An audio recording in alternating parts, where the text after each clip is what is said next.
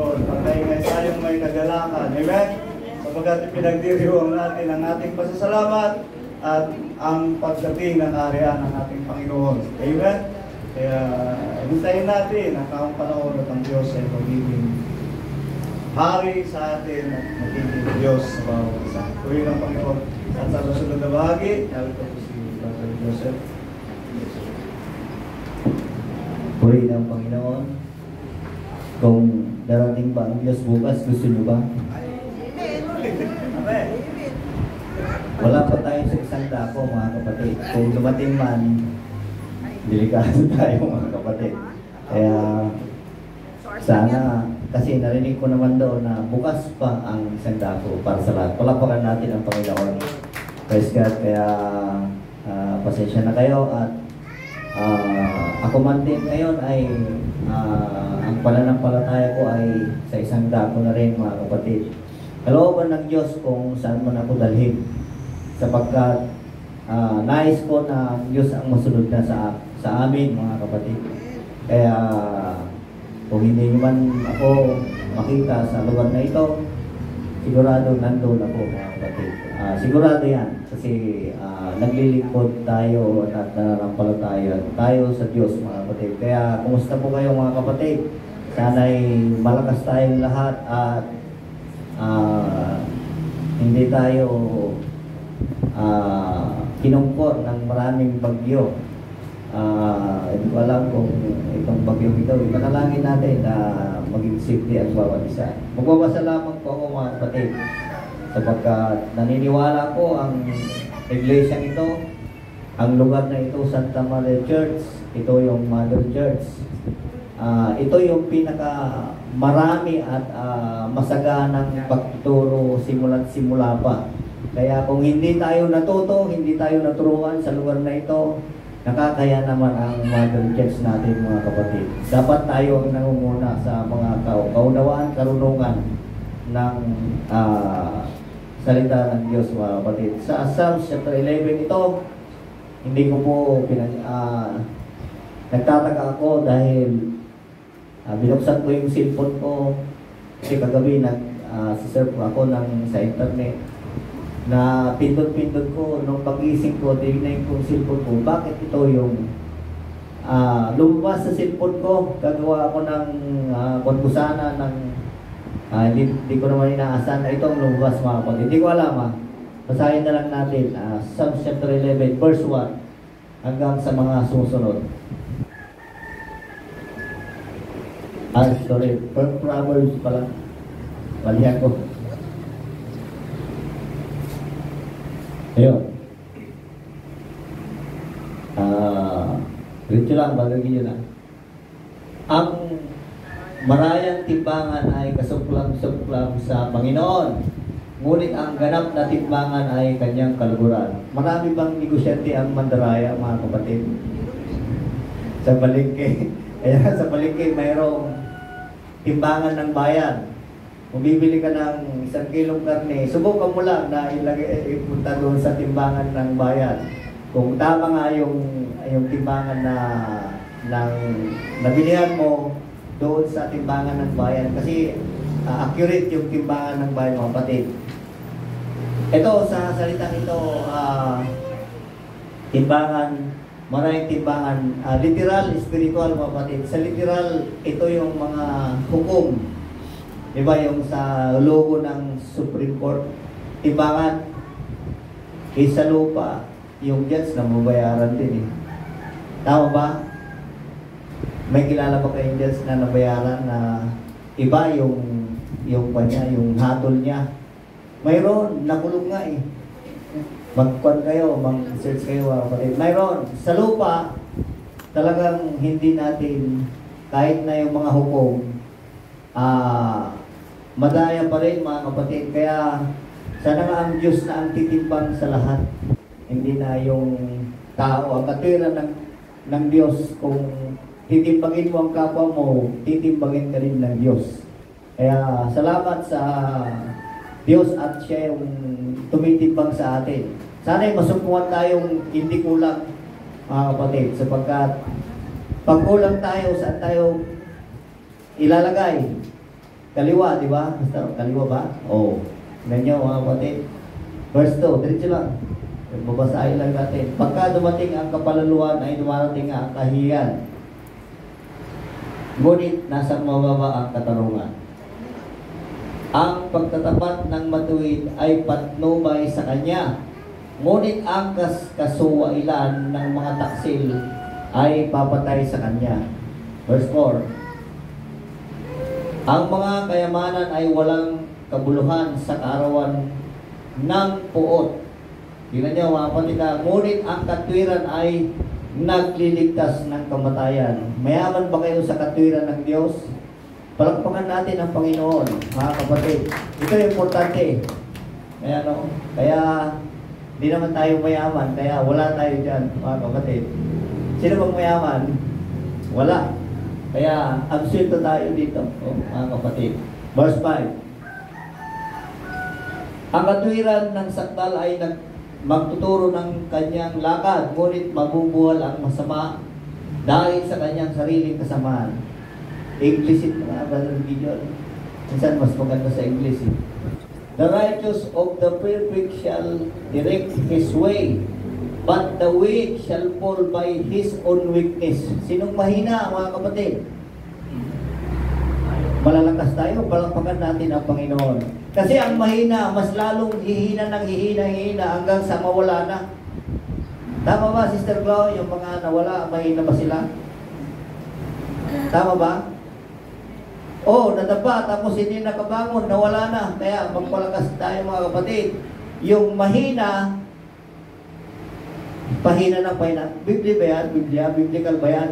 Yung mga matuwid, magpapakatuwid pa. Pero yung mga mahina, kaya mga kapatid, hindi ako yung nagsasalita dito mga kapatid. Ang Biblia. Tignan nyo mga kapatid, magpalakas tayo lahat. Huwag tayong magpakahina. Kasi kung mahina kayo, hihina kayo ng hihina. Patay kayo mga kapatid. Saan? Sa harapan ng Diyos. Hindi sa akin mga kapatid. Hindi sa akin. Hindi kay pastor. Sa Diyos. Tingnan nyo, verse 6. The righteous of upright shall deliver them, but transgressors shall be taken in their own note. Sa Tagalog na lang, susunod, verse 7. Pagka ang masamang tao ay namamatay, tingnan niyo, ang kanyang pag-asa ay mapapasa pagkapahama, at ang pag-asa ng masama ay nawawala. Yung masama, pinagpapala. Pinagpapala bang masama? Hindi kayo makasagot eh. Sabi ng Biblia yan, ang masama, nagpapaulan sa masama at saka mabuti. Katwiran ang pinag-usapan natin mga kapatid. Kaya yung mas masama sa inyo, sa tingin nyo, bakit yan masama? Mas mayaman sa akin, mas okay yung buhay. Di ba? Siya, bakit siya masama? Okay yung buhay niya. Kaya nanggaling yung pera niya, mga kapatid. Hindi ko alam. Basta, yan ang sabi ng Biblia. Verse 8. Ang matuwid ay naliligtas sa kabagabagan, at ang masama ay dumarating na kalili niya, mga kapatid. Yung kabagabagan, sabi ng mga pastor, mahirap na paliwanag kasi yan eh. Sa tao kasi, pag nababagabag siya, di ba yung mga iba nagpapakamatay pa nga. Magaling, matalino, mayaman, kilala. Pero nagpapakamatay. Kilala nyo si dating AFP chief, si Reyes. General, 5-star general. Dahil sa kabagabagan, dating chief of staff ni President Arroyo, nung sinala siya sa hot seat doon sa mga senador, di ba uso yun ngayon? Sinasalang si Duterte lang ang hindi nila kaya mga kapatid eh. Matigas kasi matanda na rin. Pinagbibigyan na rin siguro. Ay, hindi ka ba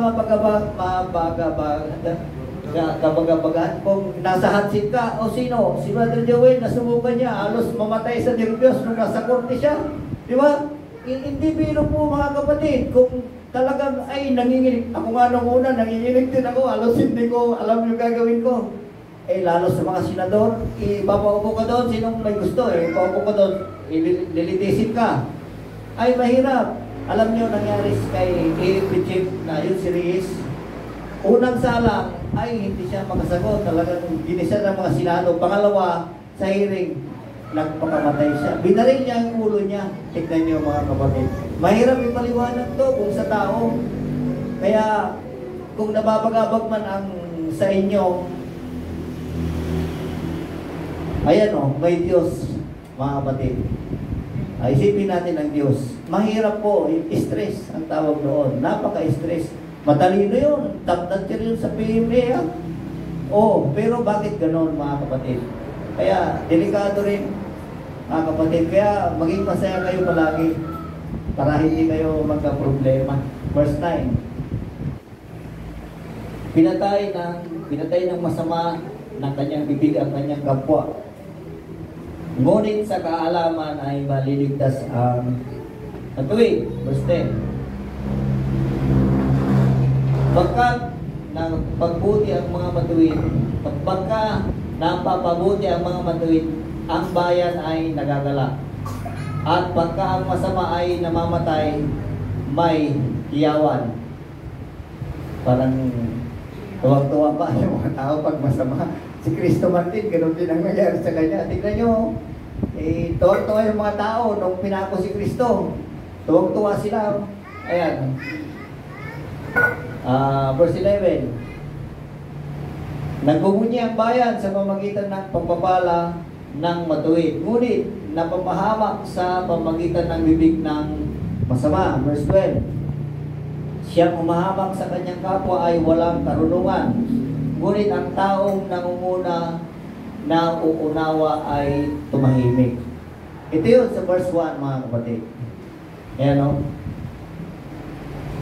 Yung mga leader ang tinutukoy, mga kapatid. Siya umahamak sa kanyang kapwa ay walang karunungan. Lumago na po tayo, mga kapatid. Hindi na tayo yung bata na mas maganda pala ang bata. Kung sa totoo lang, mali yung example ko.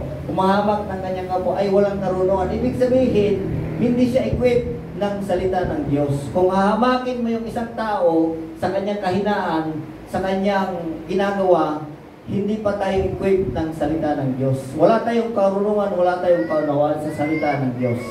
Pero kung hindi mo na siya hinahamak, naunawaan mo na siya, naintindihan mo na siya kung bakit siya ganon, yun ang tinatawag na may kalayaan ka na, mga kapatid. Di ba? Malaya ba kayo, mga kapatid?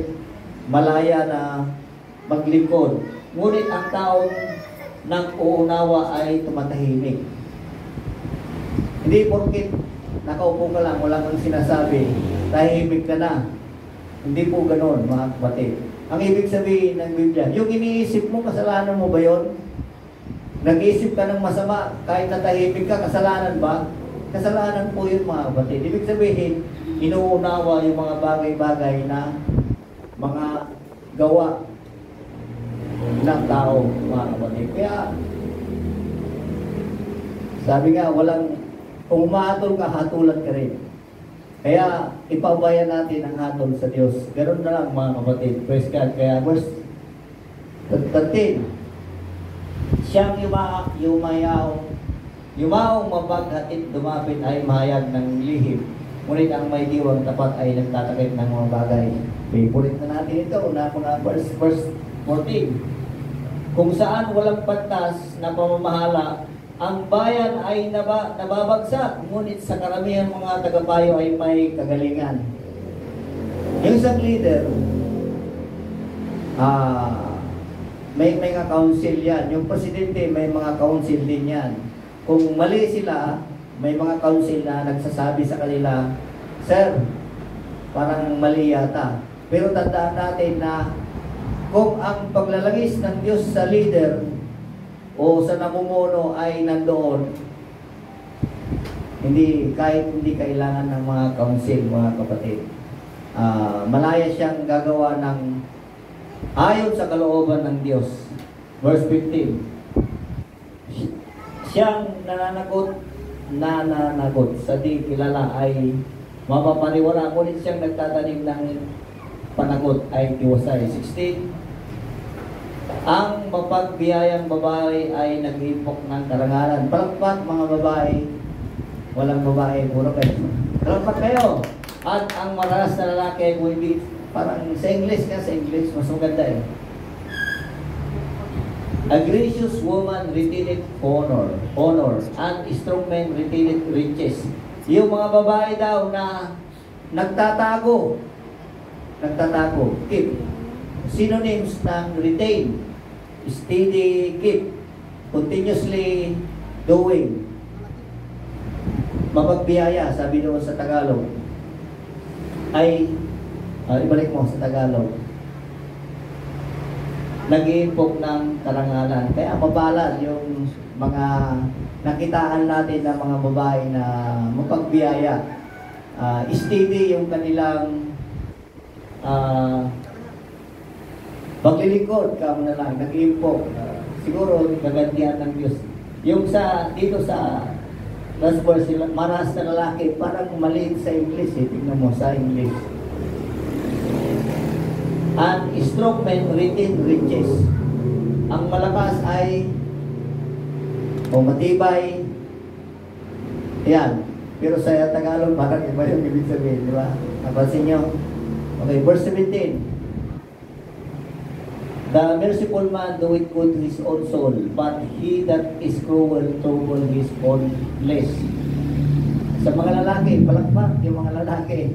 Merciful man, do it good his own. Sino bang mawain sa inyo na kakainin nyo na lang, ibibigay nyo pa doon sa humihingi? Gano'n ba ang merciful? Tama ba? Nakakainin mo na lang, ibibigay mo pa. Tama ba? Oh, hindi ah. Bakit ko ibibigay? Magtrabaho rin siya. Ay, bahala siya sa buhay niya. Ganun ba ang gusto niyo mga kapatid? Hindi naman siguro ganun. Lahat naman tayo ay mayroong maawaing puso na sa hindi lahat ng pagkakataon, may mga pagkakataon na nakita mo na naawa ka doon sa taong yun, ay bibigyan mo sa Tagalog, sa Tagalog, ang maawaing tao ay gumagawa ng mabuti yun sa kanyang sariling kaluluwa. Abay, maganda pala kasi kung gumawa ka ng maawaing mabuti, para sa iyo din pala, hindi para sa tao mga kapatid, hindi sa para kanino man. Kaya purihin ng Diyos, ngunit ang taksil ay bumabagabag sa kanyang sariling laman. Verse 18. Ang masama ay nakikinabang ng mga marayang sahod, ngunit ang nag-aasik ng katwiran ay nagtatamo ng tiwasay na gantimpala. Sa English, tingnan mo sa English. The weak work it a deceitful word. Yung mahina daw, ang kanyang magawa ay talagang nakakatisod ba? Tama ba, Pastor? Deceitful? Nakakatisod? Parang gano'n, ano? Nakatisod ang kanyang mga gawa. Kaya magpalakas kayo mga kapatid. But, ito, to him that show it, nagasik ng katwiran shall be sure, sigurado, na may reward. Hindi sa akin. Hindi kay Pastor, mga kapatid. Sa Diyos, palakpakan natin ang Panginoon. Verse 19. Ang Tagalog na lang. Siyang matatatag sa katwiran ay magtatamo ng buhay. Kaya, sabi ko nga, punong-puno na kayo ng katwiran. Ayan o. Siyang matatatag ng magtatamo ng buhay. Punong-puno na kayo mga kapatid. Kung nakalimutan nyo, i-refresh nyo na lang para nasa sa inyo kung anong gusto nyo katwiran. Sana mas maraming katwiran ang alam nyo sa Biblia, mas maganda. Di ba? Kung isa lang, marami yan mga kapatid. Dapat marami para ipapractice yun ito. Ito yung gaganapin din natin mga kapatid. At siyang humahabol ng kasamaan ay sa kanyang sariling ikakamatay. Verse 20. Silang suwail sa puso ay kasuklab sa Panginoon. Ngunit ang gayong sakdal sa kanyang sa kanyang lakad ay kanyang kaluguran. Tingnan niyo mga kapatid, oh. Kaluguran ng Diyos talaga mga kapatid ang mga righteous. 21. Bagaman ang kamay ay nakikikamay. Dalawang kamay, hindi ko ba ito? Ang masamang tao ay walang pagsalang parusahan, ngunit ang binhi ng matuwid ay maliligtas. Inglesin mo nga, Brother Gideon. Though hand join in hand, the weak shall not be unpunished, but the seed of righteous shall be delivered. Maliligtas.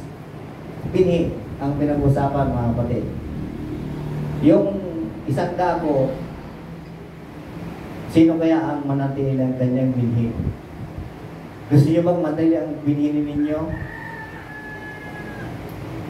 De La Cruz, dapat magkaapo kayo, Sister Glo, para manatili yung binhi ninyo. Di ba? Kung nakatawid o nakadating sa Millennial Kingdom, mga kapatid, yung binhi, kaya ako mga kapatid, na-excite ako na sana magkaapo ako para yung binhi ko, ito to yun. Kasi yung unggoy doon, gwapo na. Yung unggoy sa ating panahon, medyo kalanganin pa mga kapatid. Kasi ang apelido ko unggoy. Huwag ka lang nilang dagdagan sa Millennial Kingdom ng N. Mga kapatid. Kaya siguro, yun nga, yung binhi mga kapatid, dapat manatili sa ating pamilya. Gusto nyo ba yan mga kapatid manatili? Oo naman. Sayang naman yung mga mabubuting binhi ninyo. Dapat magpatuloy. Kasi kung hindi magpatuloy, Sister Gili, dapat yung binhi nito magpatuloy. Mabait to eh. Baka mag-ingat ka, huwag lang kang kunin ni Lord. Huwag naman sana. Sobrang bait niya eh, baka kunin siya ni Lord. Huwag naman. Kaya, okay lang. Kasi yung binhi niya ang gumagawa siya ng kabutihan dahil sa mga binhi niya. Kung may yung mga binhi niya, baka yung genes na ginagawa niya ay magpatuloy. Mga kapatid, verse 22. Tagalog na lang.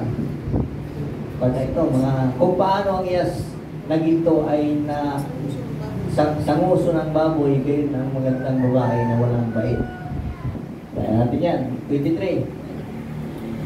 Ang nasa ng matuwid ay buti lamang, ngunit ang hintay ng masama ay puot. Tingnan niyo mga kapatid. Yung mga gumagawa ng kabutihan, nagiging matuwid pa, nagiging mabuti pa, nagiging maayos pa. Biblical mga kapatid, magpapakabuti pa. Pero ito, puot, galit, wrath, sabi ng Biblia mga kapatid. Verse 24 na tayo. Mga may nagsasabog at tumutubo pa. Ayan o. At may humahamak naman ng higit sa karambatan, ngunit nauwi lamang sa pangangailangan. 25. Ang kaluluwang magbibigay ay tataba. Ang siyang dumidilig sa madinilig din. 26. Siyang humahamak ng trigo ay susumpain. Susumpain siya ng bayan, ngunit kapurihan ay magpapasaulo niya sa nagbibili niyaon. 27. Siyang humahanap na masikap ng mabuti ay humahanap ng lingap. Ngunit siyang kumakatha ng sama ay sa kanya'y lalagpak. Tingnan niyo mga kapatid, siyang humahanap na masikap ng mabuti ay humahanap ng lingap ng Panginoon. Praise God. 28. Siyang tumitiwala sa kanyang mga kayamanan ay mabubuwal. Ngunit ang matuwid ay mamumugatkat na parang sariwang dahon. Yung kayamanan talaga hindi naman masama. Talagang pwede kang pagyamanin, sabi ng Biblia, kung maganda naman ang layunin mo. Di ba sabi ng katwiran ng Biblia din yan, ang manatili sa akin at manatili ang salita ko, sabi ng 14:7 ng John, ay hingin ninyo ang ibig ninyo. Kahit na humingi kayo ng eroplano, hindi masama. Diba? Pero kung manatili lang ang salita ng Diyos sa inyo at ang Diyos ay manatili sa inyo, humingi ka ng mansyon. Pwede. Seek ye first the kingdom of God, sabi pa, and His righteousness. Kaya hindi masama yung kayamanan. Ang nagpapasama lang sa kayamanan ay yung maling paggamit. Mga kapatid, mabubuwal. Mabubuwal, mga kapatid. Ang matuwid ay namumukadkad na parang sariwang dahon. Tingnan nyo, mga kapatid, verse 29, malapit na ito. Siyang buwabagabag ng kanyang sariling sambayan ay magmamana ng hangin. At ang mangmang ay magiging alipin ng pantas na puso. Verse 30, ang bunga ng matuwid ay punong kahoy ng buhay. At siyang pantas ay umikayat ng mga kaluluwa. Sa English na nga. The fruit of righteousness is a tree of life. And he that winneth soul is wise. Palagpakan natin ang Panginoon. Meron pa ba? Meron ba? Wala na. Ayun. Tagalog na lang. Narito, ang matuwid ay gagantihan sa lupa. Pero, parang gagantihan, parang iba yung English din. Gaano pa nga kaya ang masama at masalanan? Sa English, tingnan mo. Behold, the righteous shall be recompensed in the earth, much more than weak and the sinner. Kaya mga kapatid, purihin ang Panginoon sa araw nito. Magandang umaga po sa inyong lahat.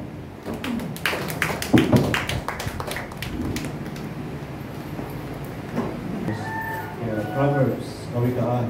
Ito yung mga salita ng mga marurunong na tao.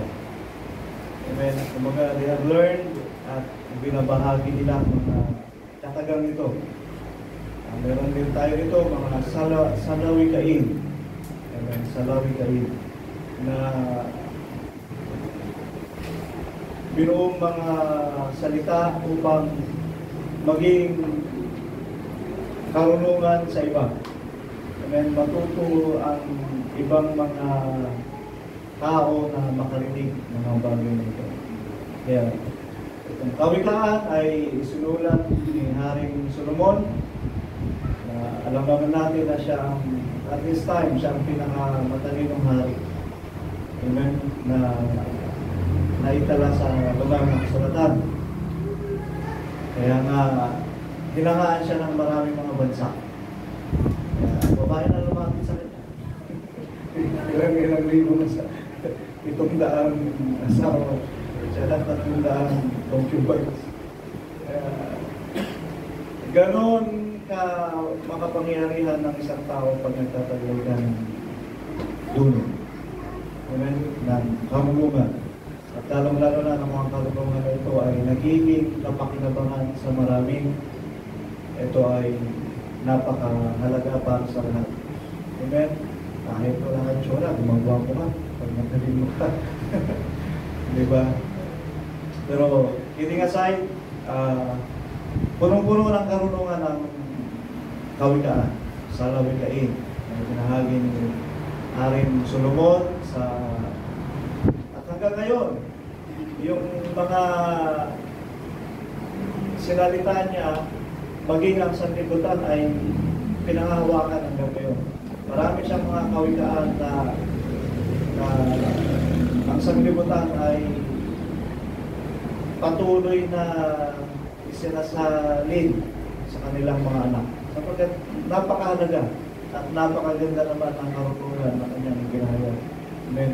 Ngunit sa atin ng mga pananampalataya na may Diyos, lahat ng kawikaan na kanyang ipinahayag ay marapat sa atin. Amen? Napakarami nun, napakarami nun. Patungkol sa ating katuwiran, kung paano matuwid na pamumuhay, ang marapat natin gawin upang tayo ay maging kalugod sa harap ng Diyos. Amen? Sapagkat sa una pa lamang sinabi niya, na ang taong matuwid ay inililigtas sa kapagapagan. Sa lahat ng kaisipan mo, sa lahat ng gagawin mo, na ito ay naaayon sa katuwiran ng Diyos, walang magiging anumang kabagabagan na darating sa atin. Amen? Wala kang pangamba. Wala kang iisiping parang takot. Amen? Wala kang iisiping takot sapagkat ang alam mo, ginaganan mo ang salita ng Diyos at sinabi naman ng Panginoon na ililigtas ng Diyos ang kanyang matuwid. Amen? Hindi lang ikaw. Amen? The seed of the righteous shall be delivered. Amen? Ang taong matuwid, ang taong sumusunod sa kalooban ng Diyos, sa salita ng Diyos, gumaganap ng mga katuwiran ng Diyos. Sabi nga doon, the seed of the righteous shall be delivered. Ang binhi mo, ang mga anak mo, ang mga susunod na henerasyon, habang ang katuwiran ng Panginoon ay sinasalin mo sa kanila, sila rin naman ay maliligtas. Ililigtas ng Diyos.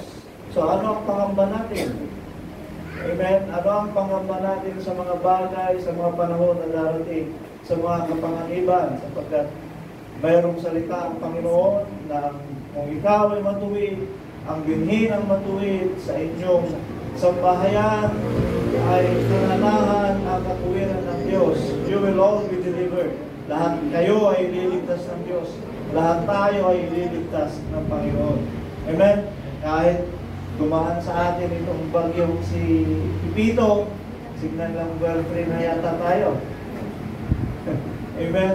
Pero ang kagalakan natin sa Panginoon na tayong gumagawa ng katuwiran ng Diyos ay ililigtas tayo ng Panginoon. Amen? Ililigtas tayo ng Panginoon. Lalong-lalo na kung tayo ay sama-sama na nagiging kaluguran tayo sa harap ng Panginoon. Amen? Isang matuwid na dumadalangin ay sinasagot ng Diyos. Lalo na kung maraming mga matuwid ang nagsasama-sama, ililigtas sila ng Panginoon. Amen? Ano na lamang sa lugar ng Sodom at Gomorrah. Kung may makita akong 50 matuwid, ilan ba tayo? May 50 ba tayo? Amen? 50 na lamang, ililigtas tayo ng Panginoon. Tumawad nga si Abraham hanggang 10. Sige na lang, sabi ng Panginoon, dahil sa habag ng Diyos, 10 matuwid, hindi ko gugunawin ang Sodom at Gomorrah. Nakikita tayo sa 10, sigurado ko. Amen? Ililigtas tayo ng Diyos. Kung sama-sama tayo, amen? Ang mahalaga sa inyong tahanan, para tinigin ninyo na sa bawat pamilya ay may takot sa Diyos, sa bawat membro ng pamilya ay may pagpapahalaga sa katuwiran ng Diyos at ikinamumuhay ang katuwiran ng Diyos. Ang inyong sambahayan ay ililigtas ng Panginoon. Amen? Ang inyong sambahayan ay ililigtas ng Panginoon. Mahigit kayo sa 10, nabaganak pa kayo ng marami kung kulang kayo sa 10. Gawin yung 10 anak niyo. Para kung sakaling dumaan ng malakas na ulan, malakas na bagyo. Amen? Bilangin kayo ng anghel ng Panginoon. Ang matuwid sa bahay na ito ay 10. Iligtas kayo ng Diyos. Kaya kung kulang, at dagdagan niyo ang panalangin ninyo para iligtas tayo ng Panginoon. Kung kulang kayo 10, pumunta kayo sa bahay ng isa pang matuwid. Magbilang kayo 10 para iligtas tayo ng Diyos. Amen. Kidding aside, magpatuloy tayo sa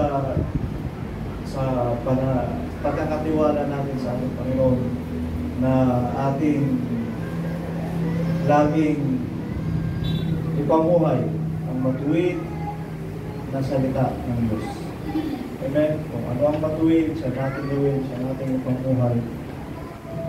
Sabagat, kung nasa atin ang katuwiran ng Panginoon, amen, tayo rin naman ay bibigyan pagpapahalaga ng ating Panginoon Kristo.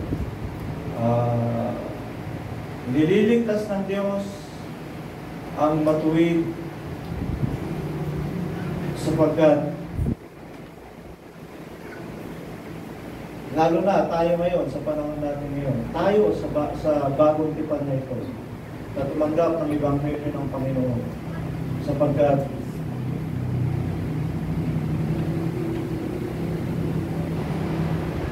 nag-deliver, anong tawag doon?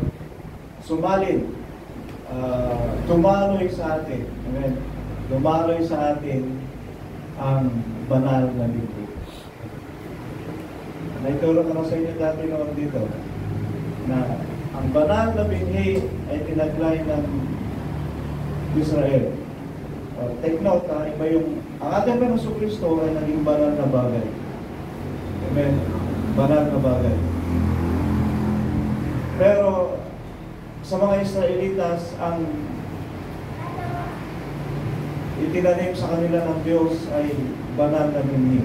Kaya ayaw ng Diyos ng Israelitas ay magkamatok sa ibang lahi, sa ibang bansa, sa ibang mga tao. Sapagkat ayaw ng Panginoon na mahaluan sila ng ibang binhi. Sapagkat sila ay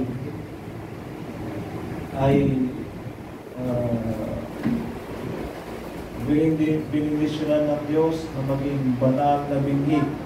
Kaya nga, sila ay maging banal na bayan. At sa atin, sa mga panahon na ito, ang matuwid ay ililigtas ng Diyos sapagkat pinapahalagahan ng Diyos ang binhi na nasa sa atin. Amen. Yung binhi na nasa sa atin ay hindi yung genes na dala natin. Amen. Hindi yung genes na dala natin. Kaya sa banal na binhi na ito na nasa sa atin ngayon, kahit sino ay pwedeng daluyan ng banal na binhi.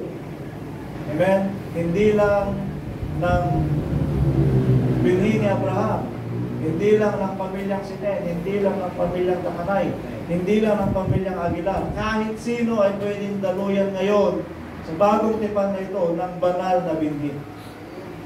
Amen? Kahit sino, basta ang Ebanghelyo ng ating Panginoon ay ipamuhay mo at tanggapin mo. Dadaloy sa atin ang isang banal na binhi. Doon tayo paahalagahan ng Diyos. At pag pinahalagahan ka ng Panginoon, iingatan ka ng Diyos at hanggang ang binhi mo at hanggang ang lahi mo ay manatili habang ang Panginoon ay ang Panginoon ay gumawa ng bagong langit at bagong lupa, gayon din mananatili ang iyong lahi. Sabi ng Isaiah chapter 66 verse 22. Tingnan natin. Sapagkat kung paano ang mga bagong langit at ang bagong lupa na ating lilikhain ay mananatili. Mananatili ito. Amen. Sa harap ko, sabi ng Panginoon, gayon mananatili ang iyong lahi at ang iyong pangalan. Pinagpala ng Panginoon ang henerasyon na ito, na kung saan dumalo ang Ebanghelyo ng ating Panginoon Kristo, ang salita ng ating Panginoon Kristo.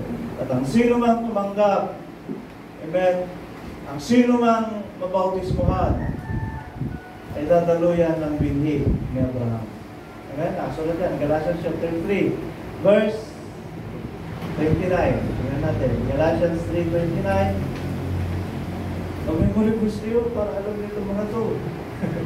At kung kay Kristo, kayo may binhi ni Abraham at mga tagapagmana ayon sa pangako.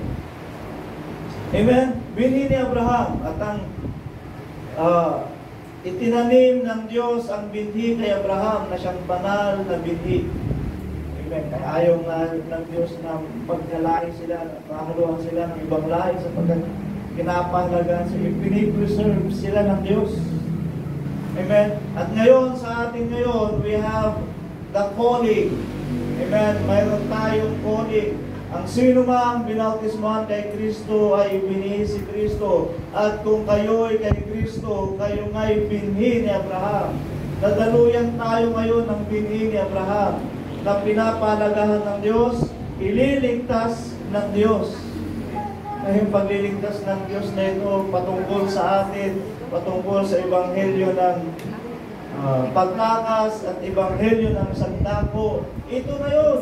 Inililigtas tayo ng Diyos sa kapahamakan na darating sa sanlibutan. Amen. At upang maging tagapagmana tayo ng pangako.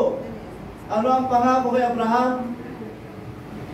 Siya ay magiging isang malaking bayan. Ang kanyang magmumula sa kanyang anak ang isang maraming sangkatauhan. Ang iyong mga bini ay magiging sindami ng bituin sa langit at ng buhangin sa dagat. Amen. Ganon. Ano ang mamanahin ni Abraham? Ano ang pangako kay Abraham? Ano ang pangako ng Diyos sa mga banal? Ano ang pangako ng Diyos kay Abraham? Ano ang tipan ng Diyos kay Abraham? Dadami ang kanyang binhi. Sa langit ba yun o sa lupa? Lupa. Ano ang pangako? Ano ang pamanan at pangako ng Diyos kay Abraham? Lupa. Ang langit kasi, sa pagkabuhay na maguli, yan ang langit. Amen? Pero ang ipinangako talaga kay Abraham ay ang lupa. Hebrew 11 ba yan? Nasa 11 na hinihintay ni Abraham ang ang lupa na ang nagtatag ay ang Diyos. Amen? Lupa. Ang nagtatag ay ang Diyos. Yun na. Kinamtan ng Israelitas ang lupa. Amen? Ang isang dako. Ang Israelitas may isang dako din, ang Kanaan. At tayo na mga nasa pagtawag ng Diyos para sa isang banal na binhi, ay ganun din. Pinaghandaan tayo ng Diyos ng isang dako at upang doon na tayo manirahan at hindi na tayo aalis. Saan pa yung sulat? Sa Samuel 7:10. Tingnan nga natin. Ito ang pangako ng Diyos at tatanggapin natin. Ito, at aking tatagdaan ng isang dako ang aking bayan na Israel at aking tatagdaan sila upang sila ay magsitahan sa kanilang sariling dako. Amen? Israel ito. Pero tayo nga, ang lumang tipan ay anino ng bagong tipan. Amen? At kung paanong ang banal na binhi ay dumaloy sa atin, nabasa natin kanina, meron pa yan. 1 Peter chapter 2 verse 9. Saka na lang. Ito muna tayo. At aking itatatag sila upang sila ay magsitahan sa kanilang sariling dako. Amen? Ito sa Israel naganap. Pero mayroong pattern ang Diyos patungkol sa lumang tipan. Kung paano niya itinatag ang kanyang bayan. Ngayon din sa bagong tipan, sa ebanghelyong ito, ganun din ang pattern ng Diyos. Ang kanyang itinakdang bayan ay binigyan niya rin ng sariling dako, ng isang dako. Aking itatatag sila upang sila'y magsitahan sa kanilang sariling dako. At huwag nang mabago pa. Huwag nang mabago. Ni pipighatiin paman sila ng mga anak ng kasamaan na gaya ng una. Amen?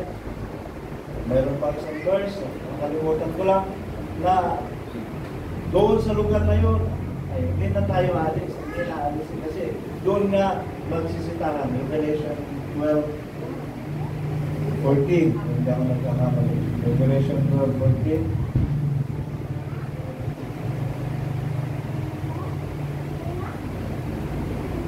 15. 16.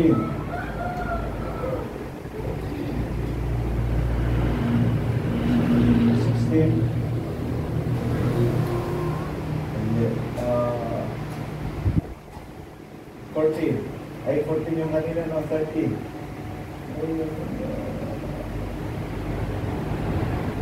Upang kanyang tahanan, ang nakalagay doon. 12 na.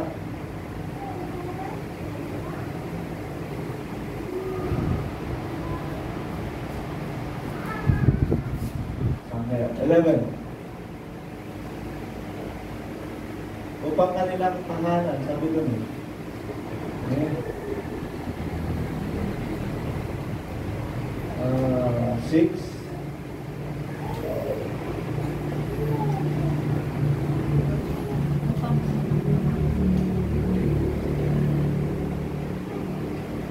Pinaghanda ito. Okay. Sa 14. Tingnan niya ito. Gawin niya yata sa 14. Ayun na. Ando na pala sa 14. At sa babae binigay ang dalawang pagpak ng agilang malaki upang ilipat sa ilang mula sa harap ng ahas hanggang sa kanyang tahanan. Okay. Yung isang dako na yun ay magiging tahanan mo na. Hindi ka naalis. Wala magpapaalis sa'yo. Doon ka na. Permanente. Amen. Kagaya ng Israelitas. Galing sila, si Abraham, galing sa kaninong lahi, ay Tamar. Pinalis siya ng Diyos doon. Dahil sa kanya, magmumula ang banal na bindi. Badoy, hanggang kay Isaac, Jacob, kay Jose, hanggang kay Juda na, lahat. Amen. At nung nakarating sila ng Kanaan, hindi na sila, wala na nagpaalis sa kanila doon. Amen. Sila ang nagpaalis. Pinaalis nila yung itong tawag ng Palestinians. Pinaalis nila. Amen. Sapagkat pangako sa kanila ng Diyos. Pangako sa kanila ng Panginoon. Amen. Doon sila bibigyan ng kanilang sariling tahanan dako at hindi na sila paalis. At purihin ang Panginoon sa mga bagay nito. Ito ang pinapangako ng Diyos sa bawat kasasabi. Amen. Ito ang pangako ng Diyos sa atin na tinanggap natin na mula pa kay Abraham. Amen. Mula pa kay Abraham. Sapagkat sa kanya nagmula, sa kanya ang pangako ng Diyos, at sa atin ang mga dinaluyan ng binhi ni Abraham ay magtataglay din naman tayo ng mga pangako ito ng Panginoon. Sapagkat kapag niya sa atin. 1 Peter chapter 2 verse 9. Nagpapot kayo isang lahing hirang. Amen. Isang lahing ito, isang makahaling pagkasaserdote, bansang banal, bayang pag-aaring sarili ng Diyos upang inyong ipahayag ang mga karangalan ngayong tumawag sa inyo mula sa kadiliman hanggang sa kanyang kagilan-gilanas na kagilan. Kaya napakahalaga sa atin na masunod natin ang katuwiran ng Diyos. Amen? Simpleng mga bagay, simpleng mga pagpapahayag. 11 to 16 yan, magandang dito. Meron ko kanina eh. Simple, no, okay ka. Ang mapagbiyayang babae ay nag-iimpok ng karangalan. Amen? Simple. Kawikaan ay pinahayag ni Solomon. Diba? Napaka-neglected ito sa iba. Amen? Kasi hindi pinapahalaga yan eh. Pero sabi niya, ang mapagbiyayang babae ay nag-iimpok ng karangalan. Ang maras na lalaki ay pumipigil na kayamanan. Marahas na lalaki. English ba? English nga daw mo. A gracious woman retain with honor, and strong man retain. Ano ba? Karina, parang baliktad. Yung sa Tagalog, binaliktad. Ang strong man, siguro yung mga may desisyon. Yung magandang desisyon, may paninindigan. Retain riches. Sa lalaki, manindigan kayo ha. Manindigan kayo. Kayo ang ulo sa babae. Baka mamaya, babae ang maging ulo ng lalaki. Hindi yun. Mali yung sa banal na kasulatan.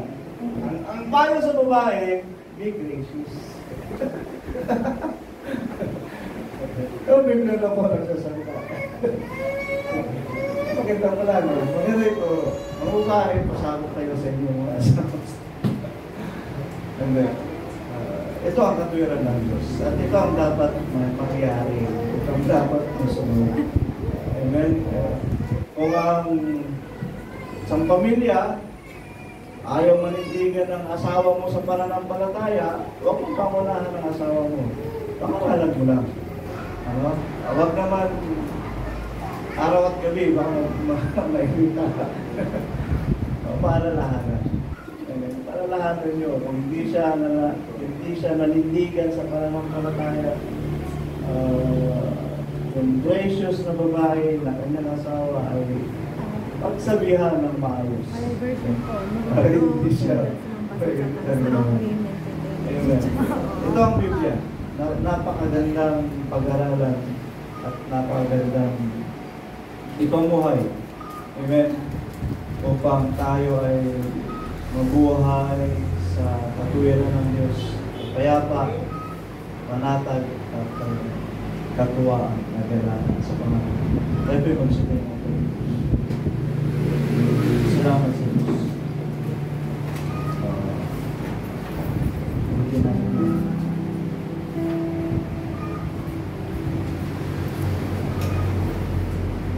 Come, Holy Spirit. Yes, Lord, we need you, Holy Spirit.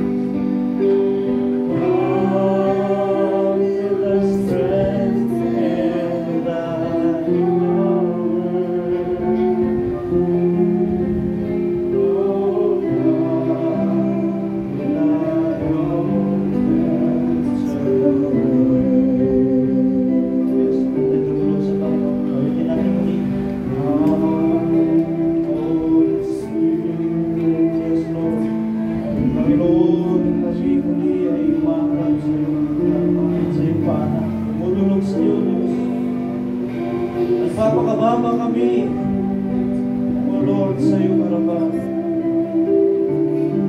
Kami, O Diyos, ay abang tao.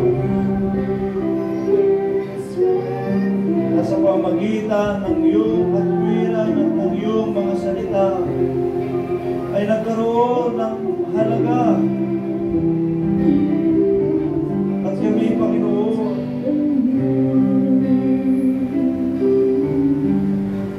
ay may pagkakatiwalang loob sa iyong mga salita ito. Sapagkat sa iyong mga salita namin nasumpungan ang katotohanan. Sa iyong mga salita namin nasumpungan ang kapayapaan. Sa iyong mga salita, O Diyos, lamang kami nakaunawa ng tamang kahulugan ng pag-ibig, O Diyos, na ipinamalas mo sa amin. Kaya't kami ay patuloy na nananalig sa iyo, sapagkat ikaw sa amin ay nagpahayag ng mga bagay na ito. Kung sa aming sariling kakayahan, hindi namin magagawa.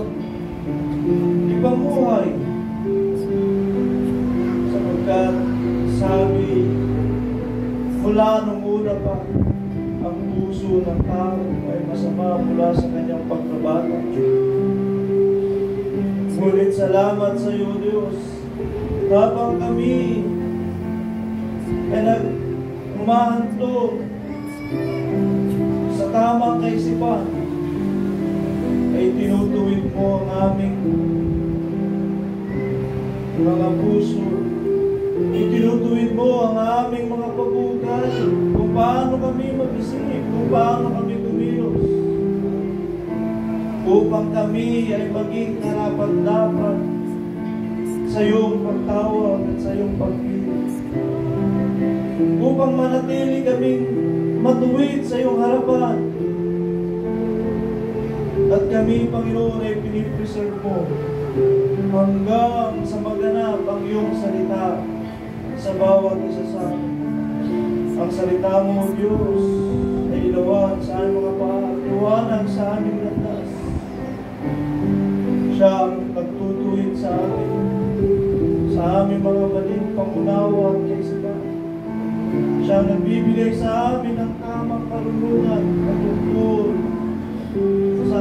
sa buhay na ito, kung paanong pakipagbaka ang aming papamuhay upang kami ay magtagumpay sa aming pananampalataya. Salamat po, Diyos. Na kung minsan kami ay nakakalimot sa aming mga pagbabasa, ngunit gumagamit ka ng iyong mga lingkod upang ipaalala sa amin ng mga bagay na ito.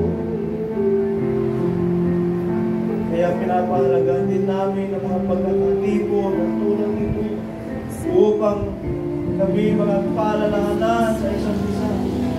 At kami, O Diyos, ay maging pagpapala din naman sa bawat isa sa amin.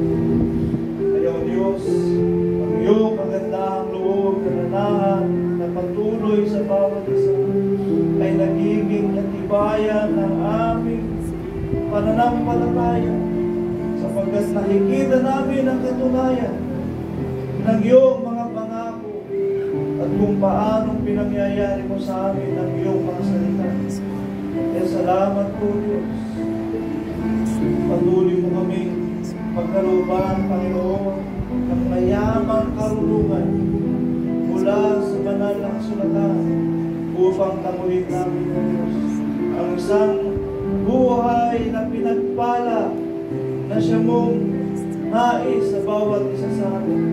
Kaya pamuhay namin ito ayon sa iyong kalooban at mangyari ang iyong panukala sa amin ayon, Panginoon, sa iyong mga pinagaling. Kaya, Panginoon Jesus, ay dalangin din namin sa iyo. Tugang pagkaloob mo rin nawa ang isang mabuting bagay na dala, Panginoon, ng iyong mga salita na aming mga pinangahawakan.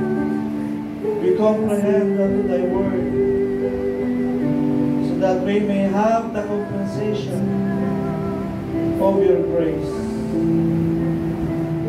Tamuin namin, Panginoon, ang isang pampalubag-loob sa bawat isa ng aming mga buhay ay iyong i-preserve, iyong iligtas.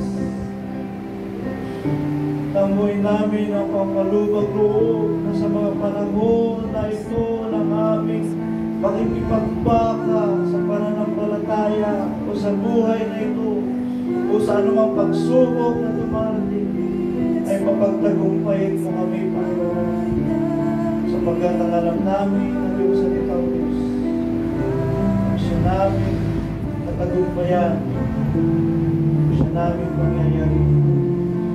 O Lord, salamat po sa mga kaluluwang ito na iyong pinagpala ng iyong salita. Pinagpala, Panginoon, ng iyong makapangyarihang gawa.